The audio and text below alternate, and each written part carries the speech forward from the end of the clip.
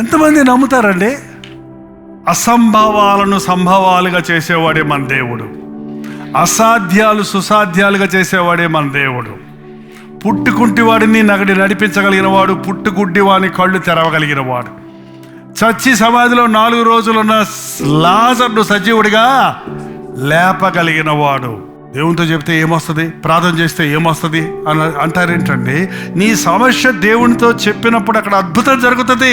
నీ సమస్యను, నీ బాధను, నీ పాపమును దేవుని దగ్గర ఒప్పుకున్నప్పుడు అక్కడ గొప్ప అద్భుత కార్యాన్ని చూడగలుగుతాం. ఎక్కడ క్రీస్తు ఉంటాడో అక్కడ యగాధంలో పడిపోయిన వాడిని కూడా పైకి లేపగలుగుతాడు. ఆయనతో చెప్పుకో నీ బాధ, ఆయనకి చెప్పుకో నీ వేదన, ఆయనతో చెప్పు నువ్వు పోగొట్టుకున్నదేదో. మొదటి ప్రేమ పోయింది ప్రభా, మొదటి విశ్వాసం పోయింది ప్రభా, నా భక్తి పాడైపోయింది ప్రభా, నా హృదయం చెడిపోయింది ప్రభా, నేను తప్పులో పడ్డాను ప్రభా, నేను దూరమయ్యాను ప్రభా అని తప్పు ఒప్పుకుంటే దేవుని అద్భుతం చూడగలుగుతామండి.